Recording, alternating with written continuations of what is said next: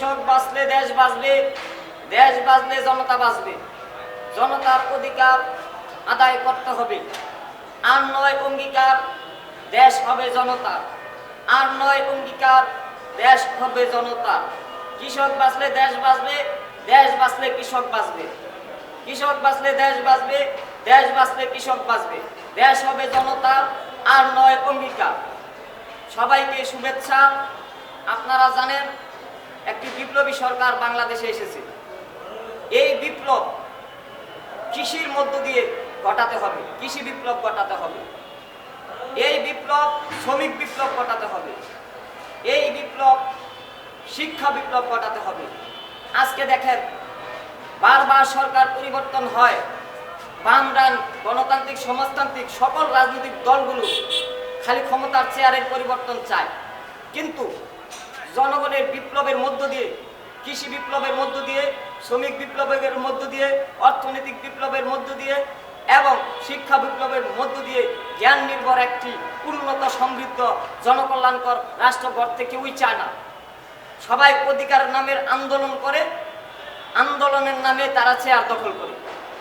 যার যার চেয়ার সর্বোচ্চ পর্যায় থেকে সর্বনিম্ন গ্রামের নিম্ন পর্যায় পর্যন্ত তাদের চেয়ার তারা দখলের জন্য ব্যস্ত সবাই। ধর্মের নামে অপরাজনীতি এবং সমাজতন্ত্রের নামে ধর্মবিরোধী রাজনীতি, এগুলো আমরা আর দেখতে চাই না। সঠিক ধর্ম রাজনীতি চাই, যার যার ধর্ম শেষে পালন করবো ইনশাআল্লাহ। আজকে রোজার মাস, কৃষি বিপ্লব কিভাবে করতে হবে? যদি আপনারা ফুলের টপ তুলতে না পারেন, বড় পলিথিন আছে, 2-3টা পলিথিনের ভিতরে টপের মতন করে মাটি ভরবেন, গোবর মিশাইতে হবে অবশ্যই, গোবর সার মিশায়া। ওই যে দেখে আসলাম ডিআইজি অফিসের সামনে লাউ গাছ বুনলো ছোট্ট টপে। আমরা বড় টপ মানে বড় পলিথিনের ভিতরে টপের মতন করে মাটি বইরা আমরা ছাদের উপর, মাটিতে না ছাদের উপর, পাকার উপর, মানে ওই টপের মধ্যেই লাউ গাছ বুনলো। দেখলাম লাউ ডাল উপর দিয়া রশি দিয়া দিছে, রশির মধ্যে লাউ গাছ উঠতেছে, মানে লাউ হবে। মরিচ গাছ বুনতে হবে। আমাদের ফসল আমরা আমাদের বাড়ির ছাদেই করব, অন্যের কাছ থেকে বেশি দামে কিনে আনতে হবে, ভারত থেকে পাকিস্তান থেকে দরকার নাই।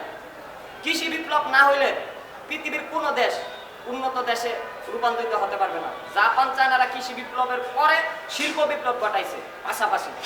তারা যে কোনো অত্যাধুনিক, ওই যে দেখে আসলাম প্রেস ক্লাবের কর্নারে ওই গেটের সামনে ছোট্ট কোদাল 180 টাকায়, ছোট্ট কোদাল এক সাইডে, আরেক সাইডে আশ্রানি, মানে আশ্রয় মাটি পরিষ্কার করে, ওই কোদালটা কিনে নিতে হইব 200 টাকায়।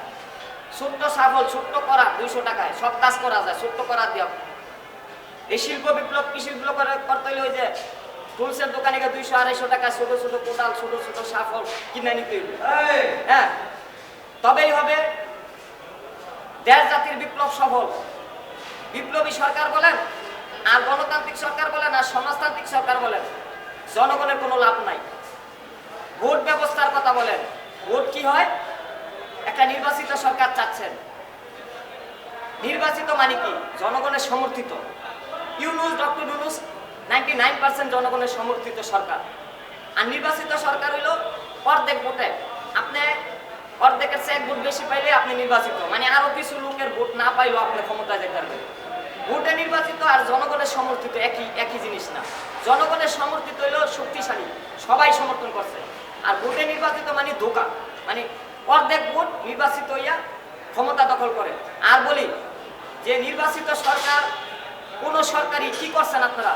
এই 50 বছরে গরিব দুঃখীদের শোষণ করছেন, নিপীড়ন করছেন, গরিব দুঃখীর জমি দখল করছেন, টাকা লুটপাট করছেন, দুর্নীতি করে নিজের লোক সেট করছেন। বিভিন্ন গ্রাম পর্যায় থেকে শুরু করে সচিবালয়ের প্রধান চেয়ার পর্যন্ত, গণভবনের প্রধান চেয়ার পর্যন্ত প্রত্যেকটি চেয়ারে দলীয় লোকজন বসাইছেন।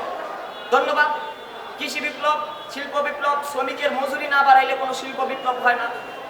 শ্রমের বিনিময়ে পয়সা দিবেন, সারাদিন খাটাইবেন কেন? 8 ঘন্টা খাটাইবেন। বাকি তার পরিবার পরিজন সমাজে তার অবদান রাখতে হবে, ধর্মকর্মতে তার অবদান রাখতে হবে। 8 ঘন্টা শ্রমিকের মজুরি থাকবে সর্বোচ্চ। ধন্যবাদ।